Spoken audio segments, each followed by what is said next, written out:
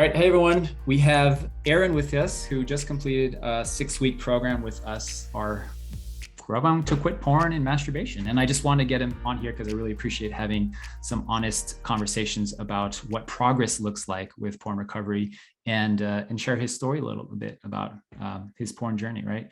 So, Aaron, what has been your experience with porn so far in your life, just in a nutshell?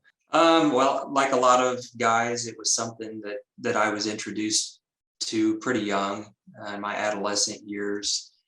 And it ended up, being a problem for me throughout my teenage years, and even then into college and getting married. And through the years, it's something, that I've always struggled with. Wanted to completely stop, but have never been able to completely stop. No, I got you. And just for some context, how long ago were you introduced to porn?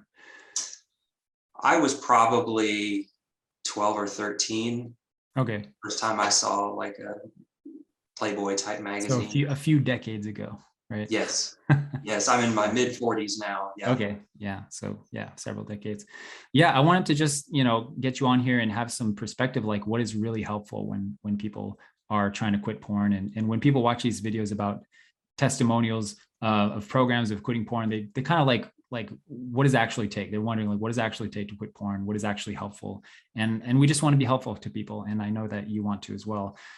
So first question I'll ask is, what was like the breaking point for you to like say, I want to do something about this, and I'm going to listen to this dude on the internet and join his program, right? Like, what made you do that? I think it was a combination of just struggling with this for so long, even as an adult, and not being able to stop. And also the fact that I have kids, and now my kids are getting older, and I have a son who's, not too far away from being the age that I was when I was first exposed to pornography. So I certainly don't want him to have to struggle with this. And so that was kind of the impetus for me deciding to do something about it. Is there something that happened like right before you decided to do something in the event?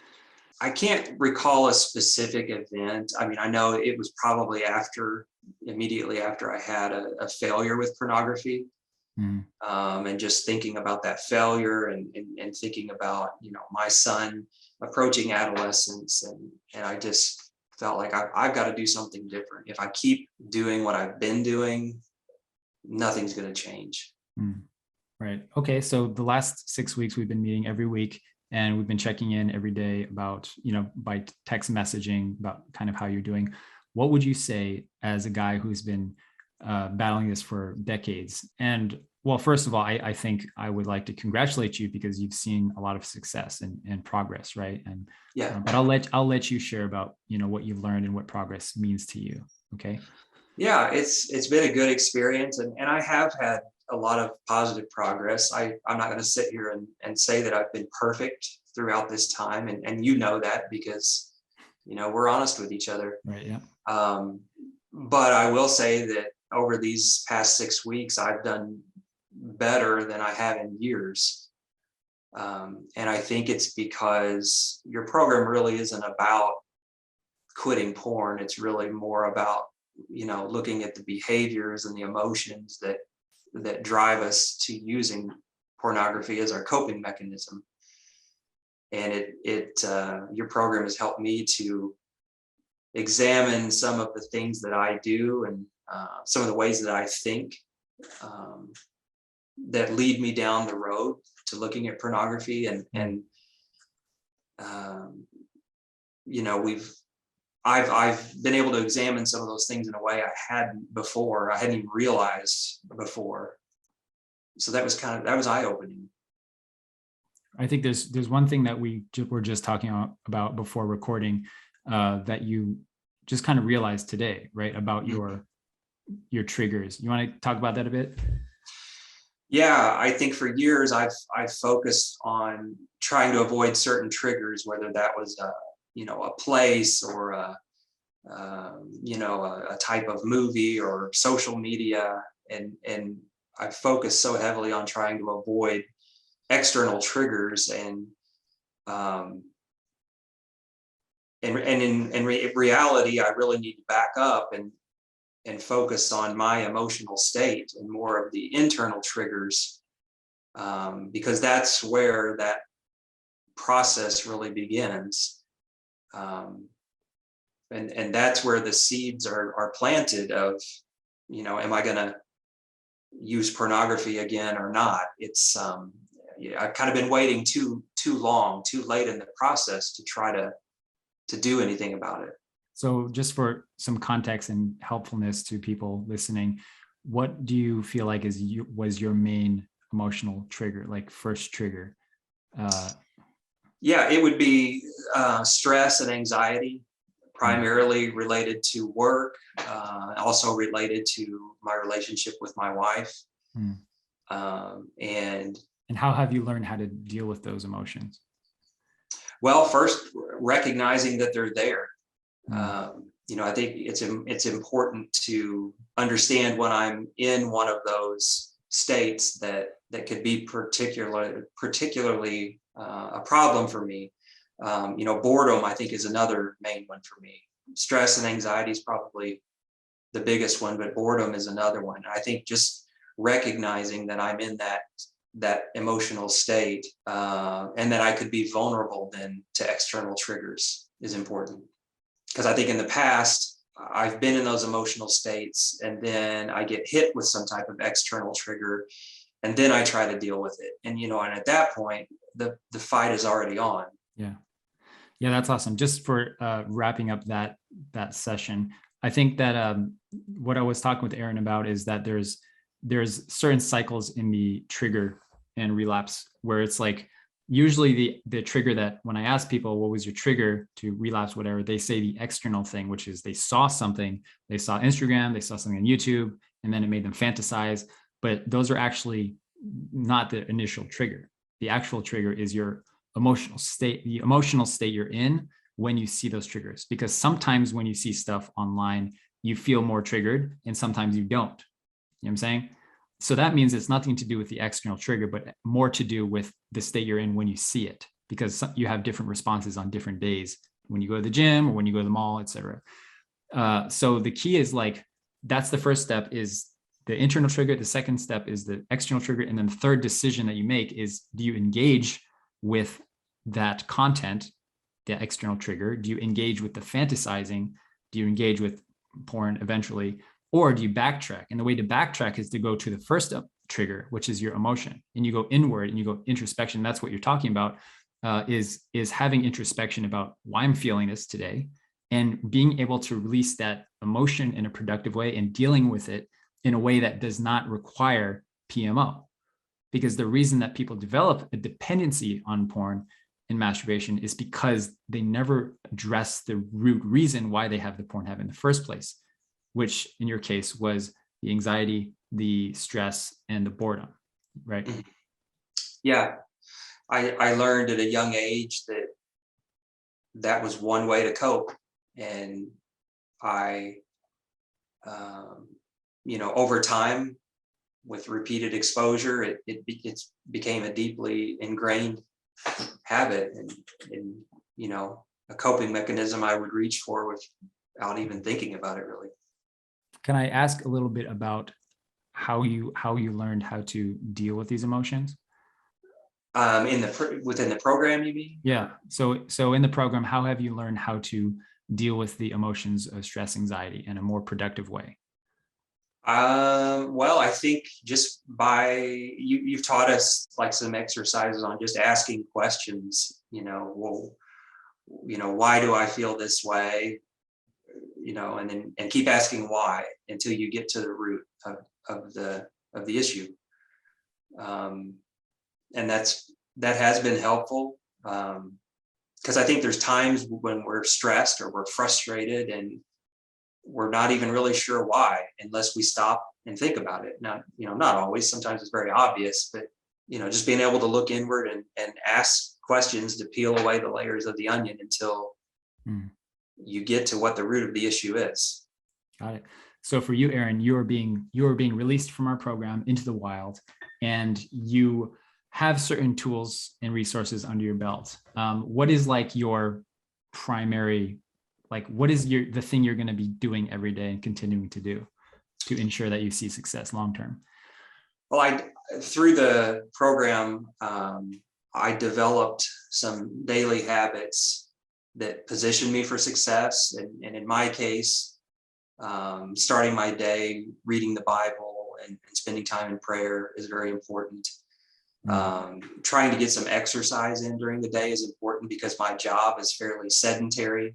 And exercise is a good thing anyway, physically. It's also very good, I think for me emotionally.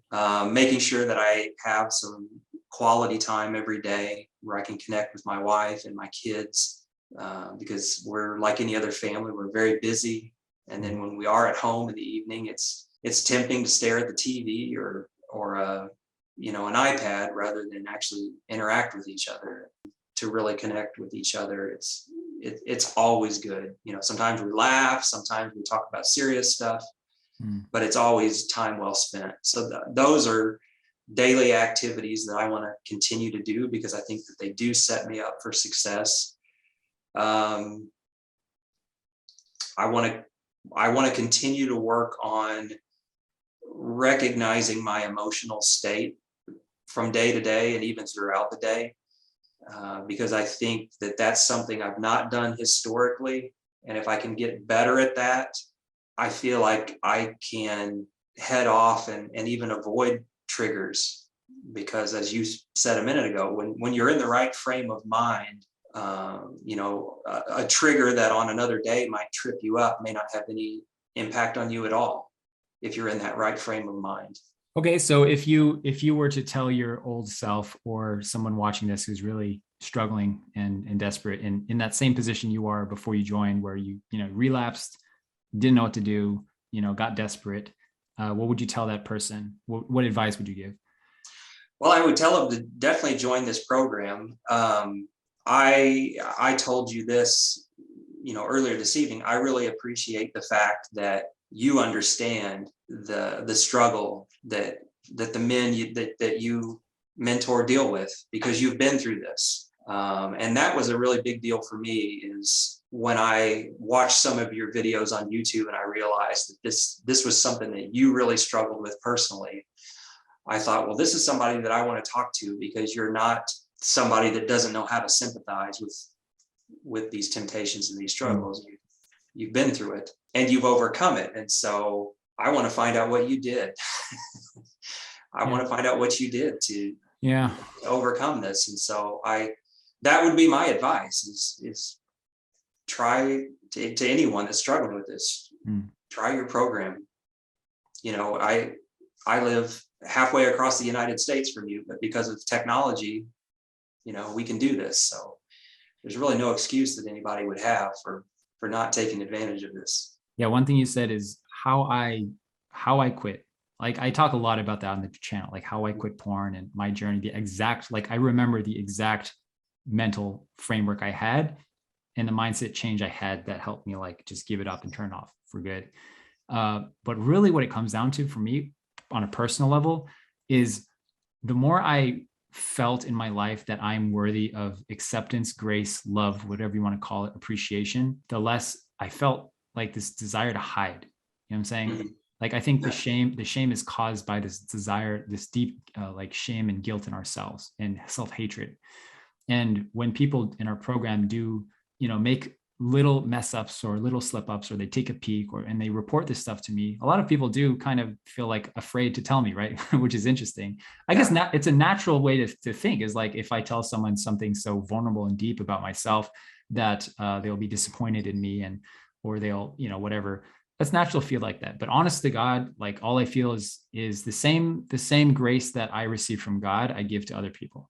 Mm-hmm. The same love I receive from God, I give to other people, which is, I just hope they feel loved. I just hope that even though they make mistakes, they still know they're worthy of appreciation and acceptance and forgiveness, because that's what counts. Mm-hmm. You're not a piece of garbage like your brain tells you are. And if you feel like a piece of garbage, if you feel like this dark cloud of shame and hypocrisy over your head because of the torment of porn, which I fought for years, let me tell you the fastest way to eliminate porn is you shed light on it. Mm-hmm. the fastest way to eliminate shame is to shed light on it, is to tell the right person, not any person, the right person, and have accountability to do the things that you know you need to do, but your brain and that dopamine is trying to get you to not do. And I think that, Aaron, that's what you've really found progress and success in, is actually doing the things that you knew you needed to do for a long time because you're smart, but you just weren't doing it for some reason. Yeah. And it can be a little bit scary to reach out and talk about an issue like this. And, you know, like you said, the many times that I would relapse and have a failure, I would feel like a piece of garbage. And in those times, the last thing you feel like doing is reaching out and asking somebody for help. You feel like crawling in a hole and hiding, but it's worth it. It's scary and it takes some courage to do it, but it's worth it.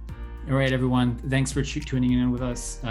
Yeah, it's awesome. If you guys want to check out our program, or if you want to do a free training with us to see exactly what we do in our program, go to benuyama.com. And we love you all. God bless you. See you in the next video.